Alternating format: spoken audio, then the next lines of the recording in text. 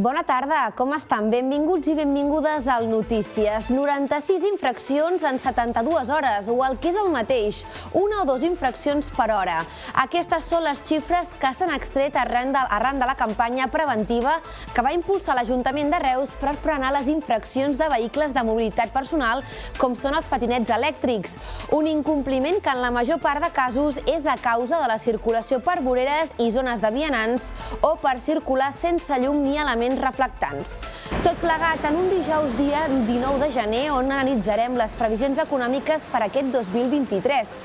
Els experts del sector consideren que aquest any tampoc serà l'any de la recuperació total de l'economia i que, de fet, ens trobarem immersos en una lleu recessió. Unes previsions que també apunten que la inflació continuarà pujant i, per tant, els preus i el cost de vida també. En plana territorial, nou episodis sobre la sèrie de la MEP, l'Associació de Municipis i Entitats per l'Energia Pública. Avui coneixem més a fons l'entitat, la seva tasca i els seus principals reclams enfocats a aconseguir una energia pública i justa per a tots els ciutadans.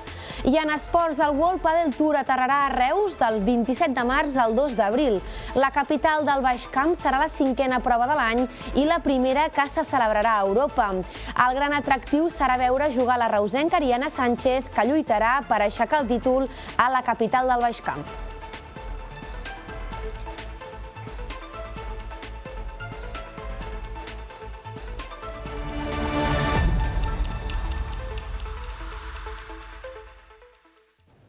«96 infraccions en 72 hores, una xifra que implica més d'una o de dues infraccions per hora a la ciutat de Reus, tenint en compte que a les nits es redueix la circulació.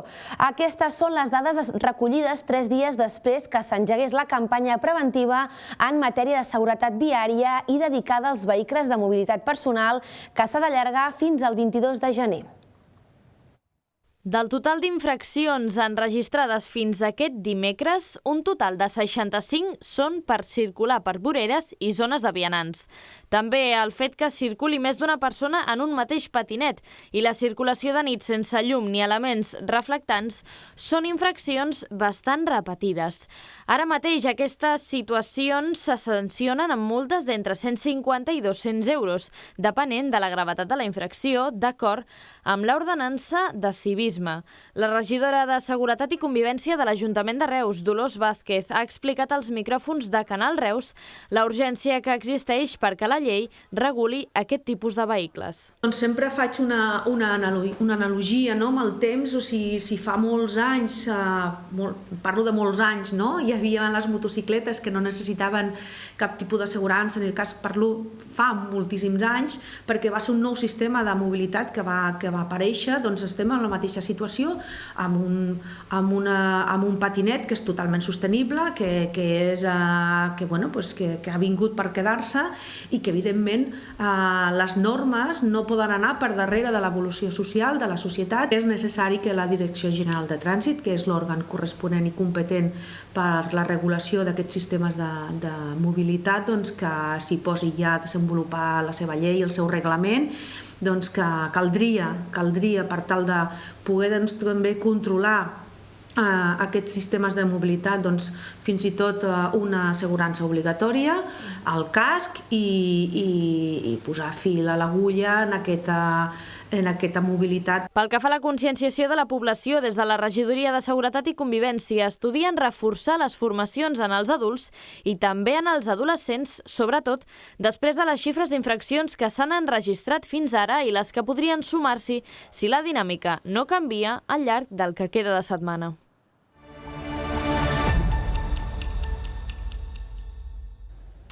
Els experts en economia apunten que el 2023 tampoc serà l'any de la recuperació total de la recessió provocada per l'aturada per la pandèmia, tot i que Espanya podria salvar-se lleument de la lleu recessió prevista arreu d'Europa per aquest any.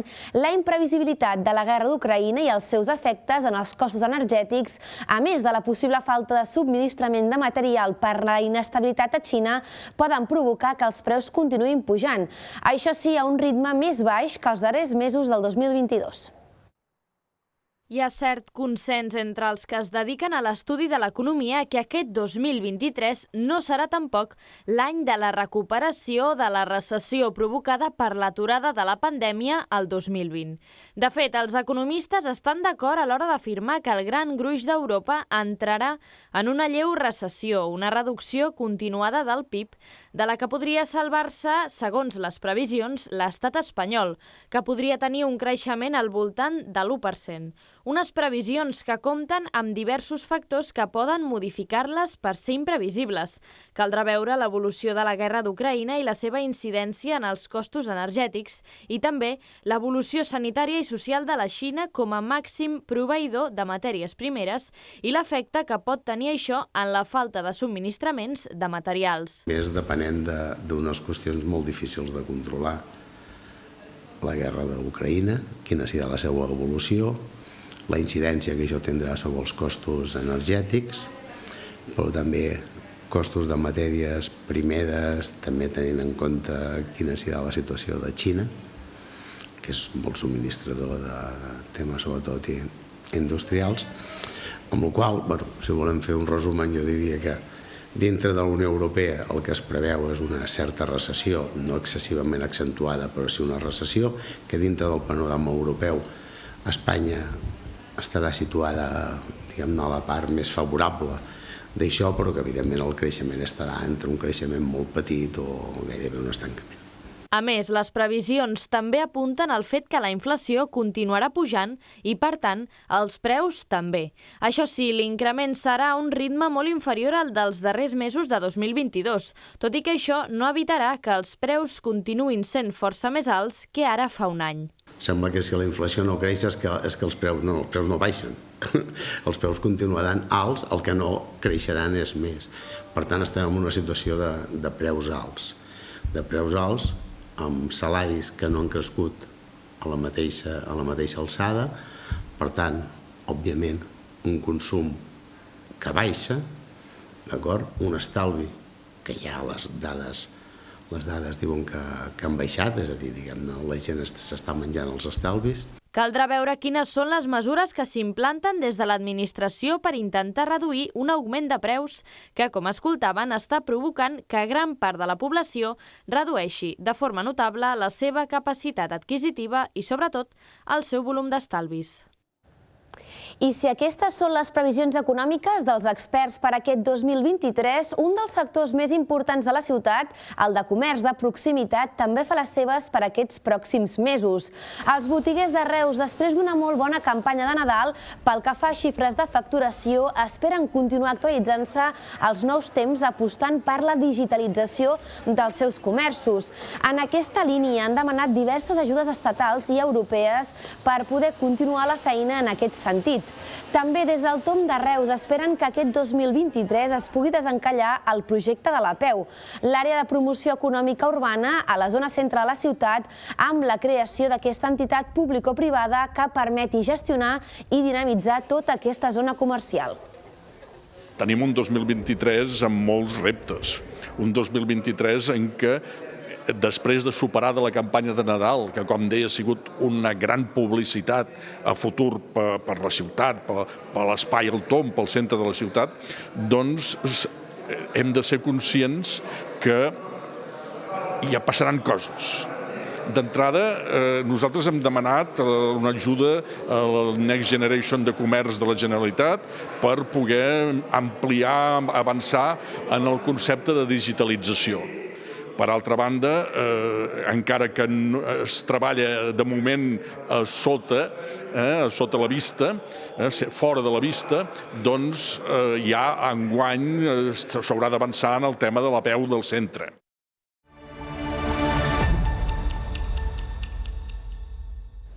En plana territorial, durant aquesta setmana hem estat coneixent què és la MEP des del punt de vista de dos dels municipis que hi estan adherits al nostre territori, com són Riudoms i Ulldemolins. Però avui ens endinsem en ple en l'entitat.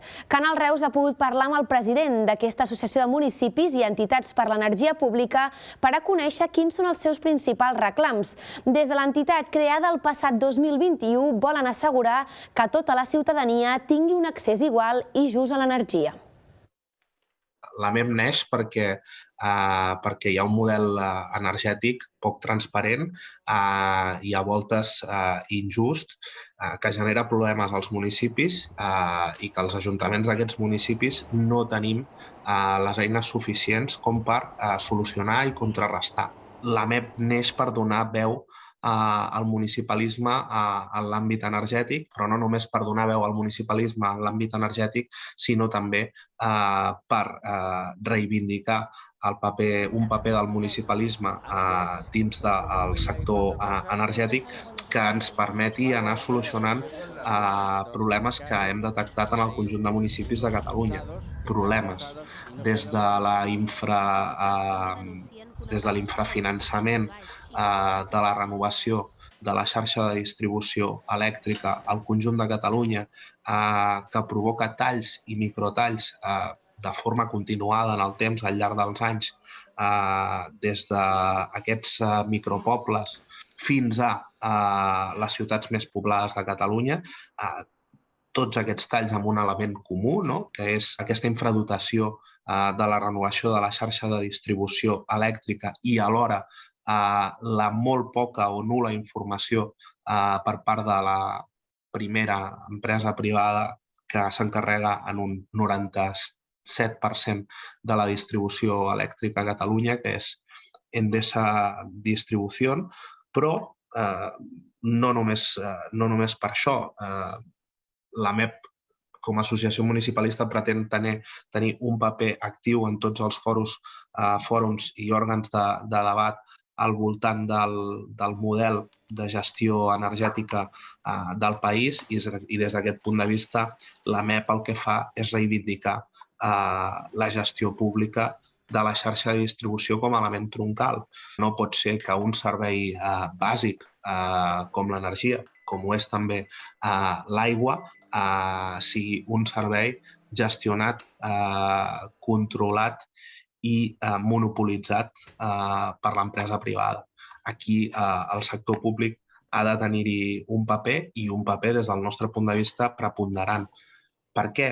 Per una cosa que hem explicat moltes vegades, perquè l'empresa privada té un únic objectiu que bàsicament és guanyar tots els diners que pugui.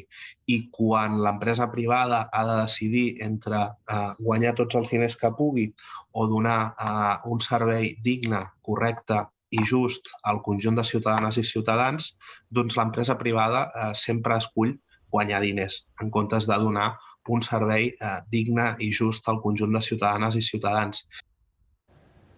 I davant d'aquest posicionament de l'associació, Endesa ha remarcat que les inversions que fan a Reus són públiques i que, a més, no depenen d'ells. Són unes inversions triennals i que es planifiquen i validen conjuntament amb la Generalitat. En referència al preu, remarquen que es regeix per l'actual llei del sector elèctric, a banda de ser una qüestió que actualment ja s'està debatent en l'àmbit de la Unió Europea i que no depèn de l'empresa. I amb aquest apunt, nosaltres ara fem una pausa per la publicitat. De seguida tornem amb els esports i la cultura. Fins ara.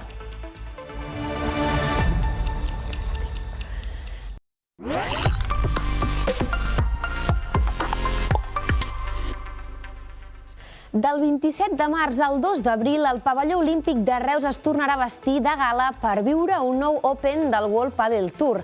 Torna al Reus Costa Daurada Open i ho farà amb l'objectiu de repetir les bones xifres assolides l'any passat. Un èxit que ha permès que finalment el World Padel Tour torni a la capital del Baix Camp. Les negociacions no han estat senzilles, però el pavelló olímpic de Reus tornarà a ser l'epicentre del Reus Costa Daurada Open. Serà el 5è torneig de la temporada del World Padel Tour i el primer que es farà a Europa, del 27 de març al 2 d'abril. El gran al·licient del torneig serà el de veure la reusenca Ariana Sánchez lluitant pel títol, un títol que l'any passat es va escapar en la final.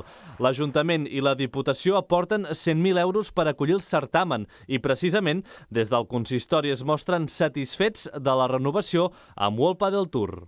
Estem molt contents. L'any passat vam treure una valoració molt positiva, tant a nivell esportiu com a nivell econòmic i social a la ciutat. Nosaltres, juntament amb World Padel Tour, vam intentar donar un gran espectacle a la ciutat.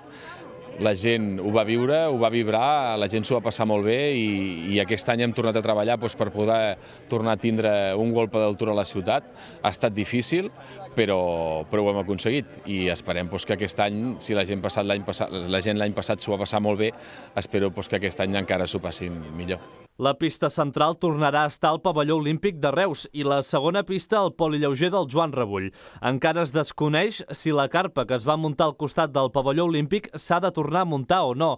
Des de l'organització esperen repetir els èxits de l'any passat, que traduïts en xifres han suposat un impacte econòmic de més d'1,5 milió d'euros a la ciutat i de més de 5 milions de visualitzacions del torneig a través de la televisió. No me cabe ninguna duda que vamos a repetir el éxito.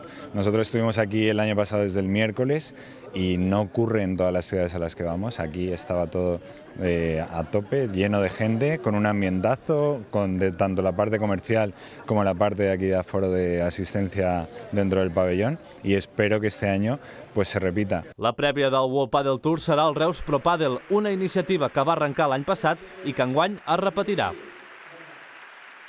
I ahir els explicàvem que el Reus es reforçava amb el mitjapunta Víctor Oribe i avui ja podem escoltar les seves primeres paraules com a jugador roig i negre als micròfons de Canal Reus. Oribe arriba amb la il·lusió d'ajudar l'equip a assolir l'ascens a tercera i afirma que l'ambició del projecte ja li va cridar l'atenció l'estiu passat. Aquestes imatges són del comiat de Víctor Oribe amb el Vilafranca de dimarts a la nit. Poques hores després, el Reus anunciava a través de les xarxes socials que el mitjapunta era la nova incorporació de l'equip de Marc Carrasco. Oribe, de 33 anys, ja ha fet les primeres declaracions com a jugador roig i negre als micròfons de Canal Reus, on ha afirmat que l'ambició del projecte del Reus l'ha fet decantar per la proposta ganxeta. Ha sigut una decisió molt meditada. Estic content d'estar aquí a Reus, a part d'estar a 5 minuts de casa, però crec que el projecte és ambiciós, ja em va cridar l'atenció a l'estiu, sé que l'equip és molt competitiu i la gent que hi ha, quasi tots els conec, tinc la sort de conèixer-los, sé que hi ha bons jugadors i al final vinc a intentar sumar i aconseguir l'objectiu. Oribe es defineix com un jugador polivalent, amb caràcter i amb les coses molt clares dins del camp. I amb aquesta claredat vol afegir el seu granet de sorra per ajudar l'equip a assolir l'ascens a la tercera federació, tot i que ja ha adoptat la mentalitat del partit a partit. Crec que hi ha molt bon equip i ho estan demostrant, van líders. Llavors jo només vinc a sumar, a intentar ajudar, a aconseguir l'objectiu, però diré com el Marc, i pensarem en aquest diumenge. Caldrà veure si aquest diumenge Oribe ja debutarà com a jugador del Reus. Ho faci o no, el duel contra el Catllar es podrà seguir en directe per Canal Reus a partir de les 4 de la tarda.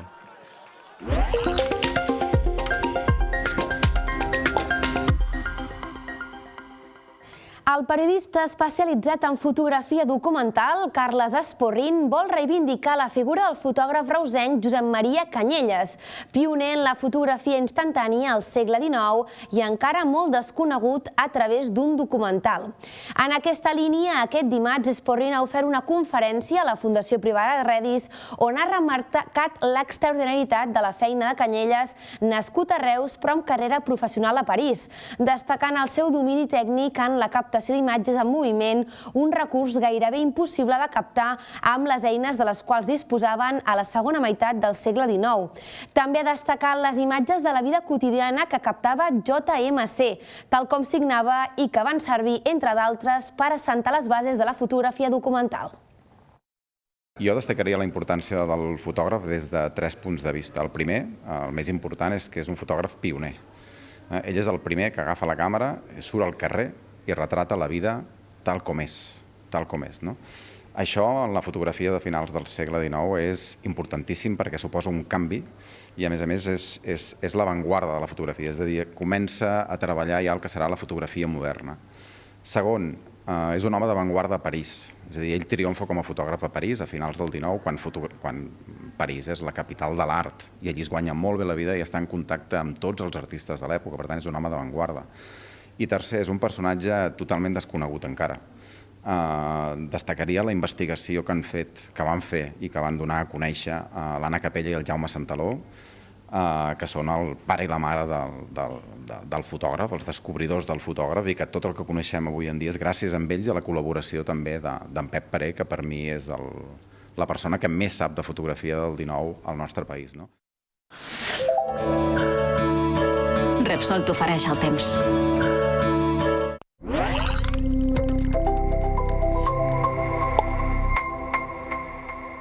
Moment ara per donar un cop d'ull a la previsió meteorològica. Matí de dijous marcat pel sol, els núvols i el vent, i temperatures fredes amb màximes que han rondat els 11 graus i mínimes de 2 o 3.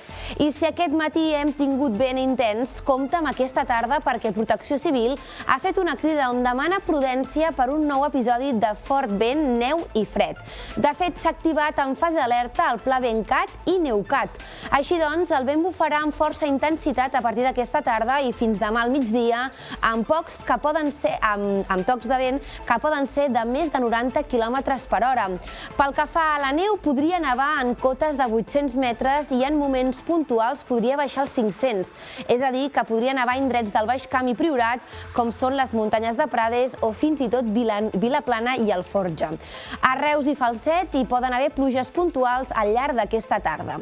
Demà divendres, temperatures que durant el dia rondaran els 15 graus o els 2-3 de mínima, però que durant la nit podrien baixar considerablement.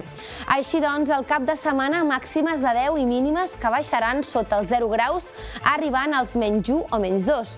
Tot i això, la sensació de fred pot ser menor gràcies a la presència del sol. Pel que fa al vent, al fort, eviteu al màxim les activitats a l'aire lliure i també extremeu les precaucions en cas de conduir. Repassem ara un parell de punts d'agenda. Demà divendres a les 6 de la tarda, cantada popular al Bar Campus amb Escorna el Folk, com a prèvia de la festa de Sant Sebastià d'aquest dissabte. El grup Escorna el Folk cantarà les cançons de taverna més políticament incorrectes per celebrar aquesta festivitat. I també demà i dissabte, en el marc de la Festa Major d'hivern de Sant Sebastià, arrenquen les segones jornades del Fricandó de Riudoms, una iniciativa que inclourà tastos, sessions de cuina i altres activitats. Demà divendres a 7:15 del vespre a les Escoles Velles, el cuiner Miquel Vargas del restaurant Can Tendre farà una classe magistral i dissabte se celebrarà el concurs popular de l'elaboració d'aquest menjar a la plaça de l'Església des de 2:15 del migdia.